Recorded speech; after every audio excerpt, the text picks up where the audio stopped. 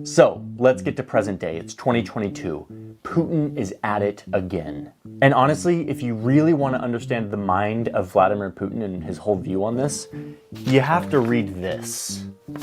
On the History of Unity of Russians and Ukrainians by Vladimir Putin, a blog post that kind of sounds like a 9th grade history essay. In this essay, Vladimir Putin argues that Russia and Ukraine are one people. He calls them essentially the same historical and spiritual space. Kind of beautiful writing, honestly.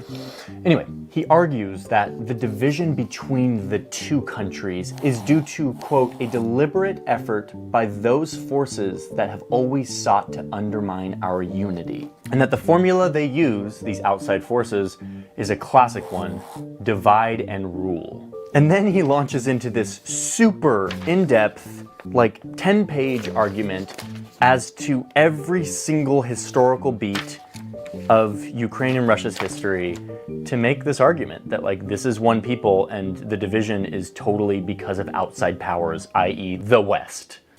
Okay, but listen, there's this moment at the end of the post that actually kind of hit me in a big way. He says this: just have a look at Austria and Germany, or the US and Canada, how they live next to each other, close in ethnic composition, culture, and in fact sharing one language.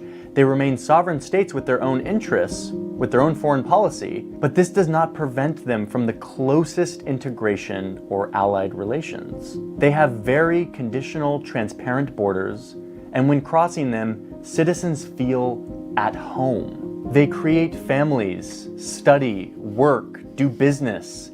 Incidentally, so do millions of those born in Ukraine who now live in Russia. We see them as our own close people. I mean, listen, like, I'm not in support of what Putin is doing, but like that's like a pretty solid like analogy. If China suddenly showed up and started like coaxing Canada into being a part of its alliance, I would be a little bit like, what's going on here?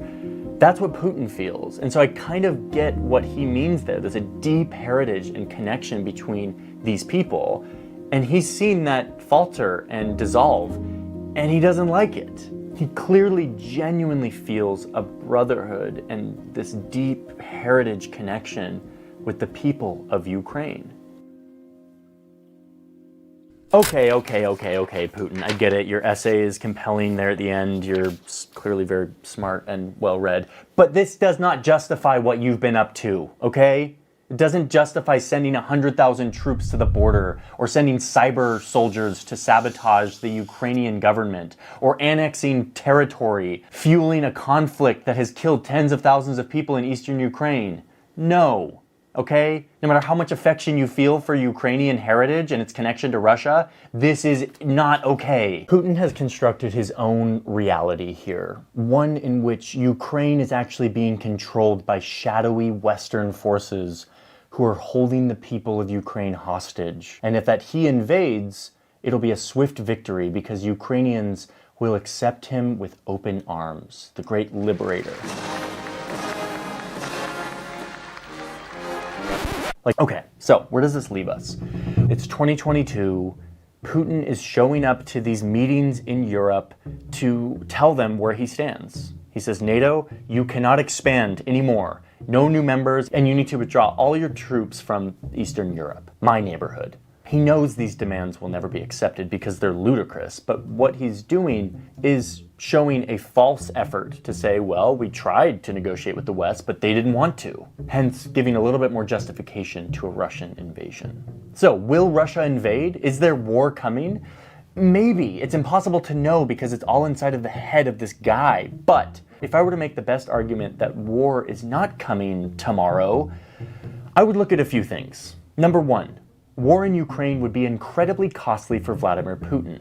Russia has a far superior army to Ukraine's, but still Ukraine has a very good army that is supported by the West and would give Putin a pretty bad bloody nose in any invasion. Controlling territory in Ukraine would be very hard. Ukraine is a giant country.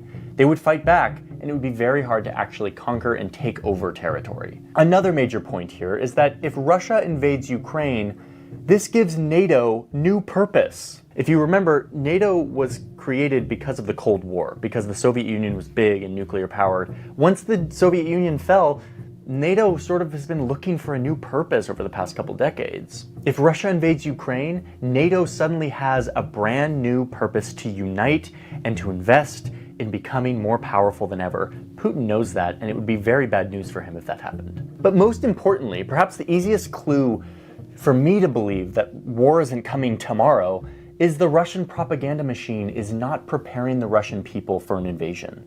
In 2014, when Russia was about to invade and take over Crimea, this part of Ukraine, there was a barrage of state propaganda that prepared the Russian people that this was a justified attack. So when it happened, it wasn't a surprise and it felt very normal. That isn't happening right now in Russia, at least for now. It may start happening tomorrow, but for now, I think Putin is showing up to the border, flexing his muscles, and showing the West that he is earnest. I'm not sure that he's going to invade tomorrow, but he very well could. I mean, read the guy's blog post and you'll realize that he is a romantic about this. He is incredibly idealistic about the glory days of the Slavic empires, and he wants to get it back.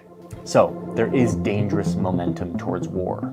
And the way war works is even a small little fight can turn into the other guy doing something bigger and crazier, and then the other person has to respond with something a little bit bigger. That's called escalation. And there's not really a ceiling to how much that momentum can spin out of control. That is why it's so scary when two nuclear countries go to war with each other, because there's kind of no ceiling. So yeah, it's dangerous. This is scary.